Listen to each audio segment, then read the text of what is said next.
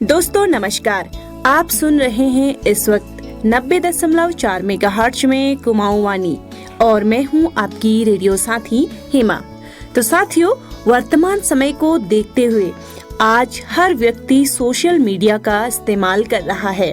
Social media के अलग अलग प्लेटफॉर्म पे गलत और भ्रामक जानकारी का शिकार भी हो रहे हैं। तो दोस्तों, इन्हीं सब बातों को ध्यान में रखते हुए और लोगों की जागरूकता के लिए फैक्टशाला और कुमाऊं वाणी की साझा प्रयास से हम आपके लिए लेकर आए हैं खास श्रृंखला। दोस्तों, यह कार्यक्रम फैक्टशाला की तरफ से मीडिया और सूचना साक्षरता पर जागरूकता के लिए प्रसारित किया जा रहा है।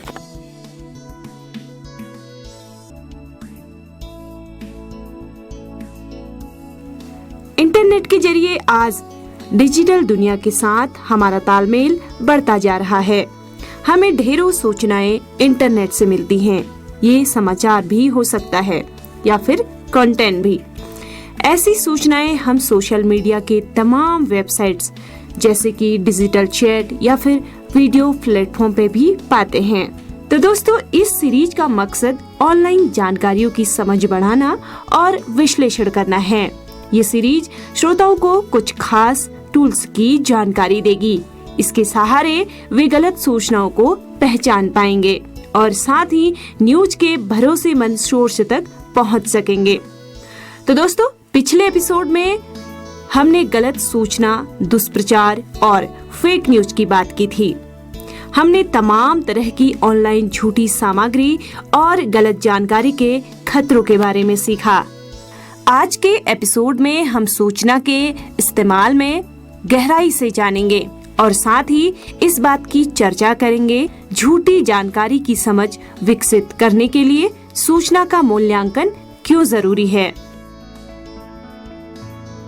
दोस्तों, कई बार हम झूठी सामग्री के तमाम पहलुओं, गलत जानकारी और फेक न्यूज की बात कर रहे हैं, लेकिन क्या कभी आपने सोचा कि हम गलत सूचना पे क्यों भरोसा करते हैं? इस तरह के झूठ को क्यों मानते हैं? इसके दो पहलू हैं, एक आसान वाला और दूसरा थोड़ा जटिल है। इसे जानने के बाद आप सूचना को अलग रोशनी में देखेंगे। तो चलिए पहले आसान से शुरू करते हैं। कई बार हम अपने परिवार और अपने दोस्तों के नेटवर्क पे भरोसा करते हैं। आजकल हम सोशल मीडिया प्लेटफॉर्म और व्हाट्सएप जैसे तुरंत मैसेज पहुंचाने वाले माध्यमों से ढेरों जानकारी पाते हैं। इंटरनेट प्लेटफॉर्म पे चलते परिवार और दोस्तों की जानकारी पाने के तरीके में अब थोड़ा सा बदलाव आया है, लेकिन हम अभी भी उनके व्हाट्सएप ग्रुप या दूसरी ऑनलाइन सूचनाओं पे भरोसा करते हैं और लोकप्रिय सोशल मीडिया वेबसाइट्स जैसे कि फेसबुक, ट्विटर, इंस्टाग्राम साझा की जा रही सूचनाओं को फिल्टर करते हैं। फिल्टर आपकी पिछली गतिविधियों या क्लिकों के आधार पर तय की जाती है।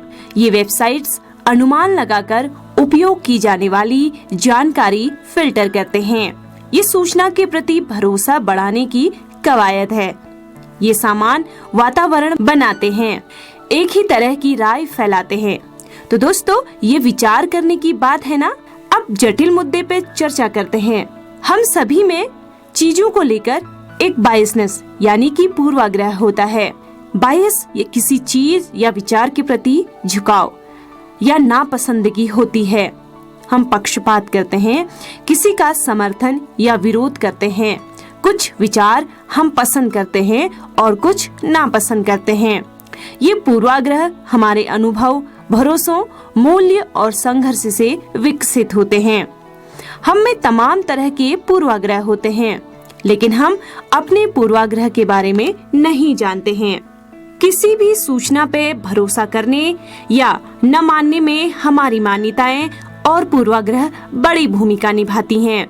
सवाल ये उठता है कि पूर्वाग्रह या बायस क्या है? विकिपीडिया ने 75 से ज्यादा पूर्वाग्रहों की सूची बनाई है। आइए कुछ की चर्चा करते हैं। बैंडवॉगन इफेक्ट बायस। कई लोगों में विश्वास की प्रवृत्ति होती है और वो सभी चीजों पे भरोसा करते हैं। दूसरा, डिक लिजिन बायस। कुछ लोगों में अतीत को अच्छा और भविष्य को निगेटिव देखने की प्रवृत्ति होती है। तीसरा, इल्यूजरी ट्रूथ बायस। एक ही बात को बार बार दोहराने पे वो सच लगने लगता है। असल में वो सच हो सकता है या फिर झूठ भी हो सकता है। आगे अगर हम बात करें तो जेंडर बायस, यानी कि कुछ लोग लिंग के आधार पर पक्षपात करते हैं या फिर भेदभाव करते हैं। कंटिन्यूड इन्फ्लुएंस इफेक्ट बायस, कुछ लोगों में पहली सूचना को लेकर सही मानने की प्रवृत्ति होती है, भले ही वो गलत हो या बाद में सूचना को सही कर दिया गया हो। कर्स ऑफ नॉलेज बायस, इसमें अगर हम बात करें तो कभी कभी बेहतर जानकारी भी पूर्वाग्रह की वजह बनती है। कम जानकार लोगों की तुलना में अधिक जानकार लोगों को समस्याओं के बारे में सोचना मुश्किल लगता है। बेस रेट नेग्लेक्ट बायस, कुछ लोग सामान्य जानकारी को नजरअंदाज करते हैं और खास मामलों पे ध्यान देते हैं, भले ही सामान्य जानकारी खास ही क्यों ना हो। इल्यूजरी कोर रिलेशन बायस, कुछ लोग दो अलग अलग असंबंधित घटनाओं के बीच में संबंध मानते हैं। कंफर्मेशन बायस, कुछ लोग मौजूदा मान्यताएं संबंधी सूचनाओं का पक्ष करते हैं। बायस ब्लाइंड स्पॉट, कुछ लोगों में अन्य लोगों की अपेक्षा कम पक्षपाती दिखाने की प्रवृत्ति होती है। तो ये कुछ बायस के बारे में बात करी है हमने। हम सभी में पूर्वाग्रह है, यह हमारे विचार या दृष्टिकोण से बनता है और हमें अपने पूर्वाग्रहों को जानना चाहिए और सूचनाओं पर गंभीरता से विचार करना चाहिए। पूर्वाग्रह समाज की एक बीमारी है जो उम्र से लेकर उम्र तक बनी रहती है। ये पहले से एक दृष्टिकोण या विश्वास बना रहता है या पहले से निर्णय पारित कर रहा होता है। ये वास्तव में उस वस्तु या उत्तेजना के संपर्क में आने से पहले का निर्णय है जिस पर निर्णय पारित किया जाता है। कई बार एक पूर्वाग्रह को रूढ़ियों, मिथकों और किंवदंतियों के एक समूह के रूप में भी परिभाषित हम कर सकते हैं, जिसमें कि समूह लेवल या प्रतीक का उपयोग किसी व्यक्ति या समग्रता के रूप में माने जाने वाले समूह या चरित्र को वर्गीकृत करने या फिर परिभाषित करने के लिए किया गया हो। एक पूर्वाग्रह का निर्माण करने में इस प्रकार निर्णयों, दृष्टिकोणों, रूढ़ियों और समूह के पूर्वाग्रहों द्वारा निर्देशित किया जाता है। इसे या तो समूह के हित या स्वयं के हित के लिए विकसित किया जाता है। पूर्वाग्रह आमतौर पर लोगों, वस्तुओं, संस्थानों, राष्ट्रों और राष्ट्रीयताओं के प्रति नकारात्मक रवैया माना जाता है। कुछ का मानना है कि पूर्वाग्रह एक नकारात्मक रवैया है, लेकिन ये सही नहीं है। पूर्वाग्रह कुछ अलग सामाजिक समूह के सदस्य के प्रति सकारात्मक और नकारात्मक दोनों दृष्टिकोण को दर्शाता है। दूसरी ओर भेदभाव कुछ अलग सामाजिक समूहों या व्यक्तियों, संस्थाओं की ओर निर्देशित नकारात्मक कार्यों को संदर्भित करता है। पूर्वाग्रह में सामाजिक जीवन के प्राप्त अनुभव सरल होते हैं और इसीलिए पूर्वाग्रह पैदा होते हैं। उदाहरण के तौर पे एक बात करें, आप ट्रेन में यात्रा कर रहे हैं, एक विशेष समुदाय का व्यक्ति आपके साथ दुर्व्यवहार करता है। आप एक बार उन सभी के प्रति शत्रुतापूर्ण रवैया विकसित करते हैं। अनुभव के इस सरलीकरण को गलतफहमी, पक्षपात और पूर्वाग्रह पैदा करना होता है। शिक्षाविदों, समाज सुधारकों, सामाजिक वैज्ञानिकों और उस मामले के लिए हर समझदार व्यक्ति द्वारा चेतावनी के बावजूद, निष्कर्ष पर कूदने के बावजूद हम ऐसा करते हैं जहां अन्य व्यक्ति चिंतित होते हैं। हम उनके बारे में निर्णय लेते हैं और विशेष रूप से बहिर्गमन करते हैं। पूर्वाग्रह अवैज्ञानिक निराधार निर्णय का संकेत देते हैं और ये मानते हैं कि वे कुछ लक्षण रखते हैं और इसे अपना लेते हैं। इसके बजाय अगर हम भविष्यवाणी करते हैं कि वे कुछ खास तरीकों से कार्य करेंगे क्योंकि वे विशिष्ट समूह से संबंधित हैं। यह बहुत प्रवृत्ति पूर्वाग्रह और भेदभाव की अवधारणा में एक केंद्रीय भूमिका निभाती है। यहाँ हम वास्तविक संपर्क में आने से बहुत पहले ही न्याय कर लेते हैं। पात्रों को इस तरह से चित्रित किया जाता है कि जैसे स्वचालित रूप से हम उन्हें अवैज्ञानिक तरीके से आंकते हैं। बच्चे अपने माता पिता से प्रभावित होते हैं और पीढ़ी दर पीढ़ी चल रहे माता पिता के पारंपरिक पुराने पूर्वाग्रह के कारण पूर्वाग्रहों का विकास करते हैं। इस प्रकार पूर्वाग्रहों में वैज्ञानिक चरित्र का अभाव है, वे अनुचित और पक्षपाती हैं। आलोचनात्मक सोच क्या है? आलोचनात्मक सोच का मतलब अपनी सोच के बारे में विचार करना है। नहीं समझे? उलझ गए ना? आइए इसे समझने की कोशिश करते हैं।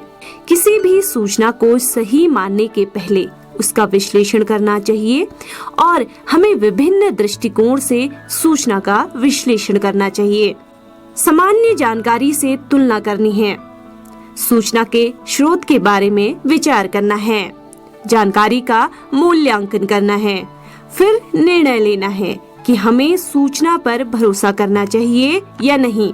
कई अध्ययन बताते हैं कि ज्यादातर लोग सामग्री पर ध्यान देते हैं, सूचना के स्रोत पर सवाल नहीं उठाते हैं। लोग आमतौर पर इंटरनेट पे अन्य स्रोतों से जानकारी की सच्चाई नहीं परखते हैं। स्मार्ट उपभोक्ता और जिम्मेदार नागरिक बनने के लिए सूचनाओं के विश्लेषण की समझ विकसित करना बहुत जरूरी है। परिवार और दोस्तों के नेटवर्क से मिलने वाली गलत सूचनाओं पर हम भरोसा करते हैं।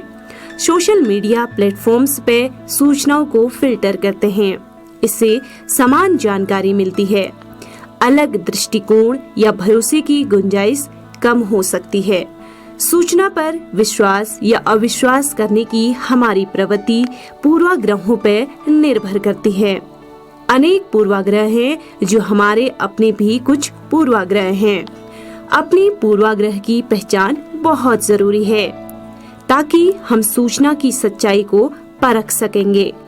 पूर्वाग्रह का बढ़ना ज्यादातर परिवार के सदस्यों, समाजों, परंपरा, रीति रिवाजों, मिथकों, किंवदंतियों, कहानियों और विश्वासों पर निर्भर करती है। ये दृष्टिकोण और पूर्वाग्रह के विकास के कारण सामाजिक दूरी के बढ़ने के साथ बढ़ता है। यदि सामाजिक दूरी अधिक है तो पूर्वाग्रह अधिक है और इसके विपरीत। पूर्वाग्रह के विकास के पीछे मूल कारणों में से एक स्टीरियोटाइप है। उन समूहों में सदस्यता के आधार पर समूह के सदस्यों को सौंपी गई शर्तें और अपेक्षाएं पूर्वाग्रह पैदा करती हैं। अपनी पूर्वाग्रह की पहचान जरूरी है ताकि हम सूचना की सच्चाई को परख सकें। आप कोई भी मैसेज, वीडियो या खबर आगे शेयर करने से पहले कुछ सवालों की मदद से खबर की जांच कर लें। किसी फ्रेंड्स के फ्रेंड या मेरे अंकल के सहकर्मी के पड़ोसी से आए मैसेज के गलत होने की संभावना ज्यादा रहती है। ऐसे में आपको सावधान होना होगा। इस तरह के कुछ मामले भी पकड़े गए हैं। कई मैसेज में आधी अधूरी जानकारी होती है जिसके आधार पर हम गलत को भी सही मान लेते हैं। जैसे कि कुछ संदेशों में कोरोना वायरस से बचने के लिए हाथ धोने की सलाह के साथ बीमारी की जांच करने की गलत जानकारी दी गई थी। जो दिखाई दे रहा है वो एक धोखा भी हो सकता है। कई बार बड़े अधिकारियों, वेबसाइटों, न्यूज चैनल तक के नकली अकाउंट बनाकर असली की तरह पेश किए जाते हैं। इंटरनेट की दुनिया में इसे फिशिंग तकनीक कहते हैं।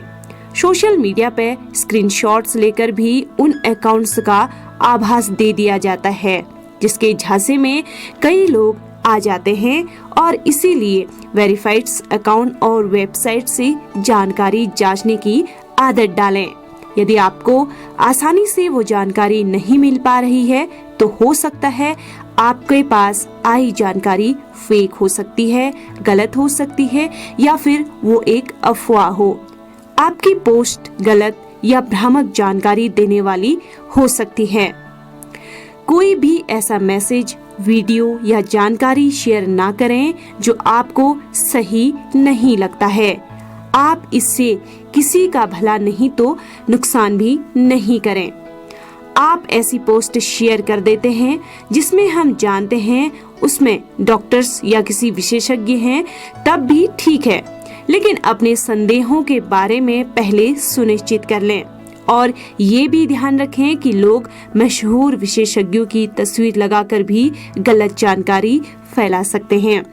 साथ ही ये भी याद रखें कि आप जो जानकारी आगे दे रहे हैं उस पोस्ट में से उन विशेषज्ञों की तस्वीर हटाई भी जा सकती है। कई बार आपातकाल जैसी स्थिति बताकर आपको कुछ करने को भी कहा जा सकता है। इससे बचें और इसकी जांच करें। तो दोस्तों, फिलहाल मैं अपने कार्यक्रम से अभी विदा लेती हूँ। सूचना और साक्षरता पे हमारी चर्चा जारी रहेगी।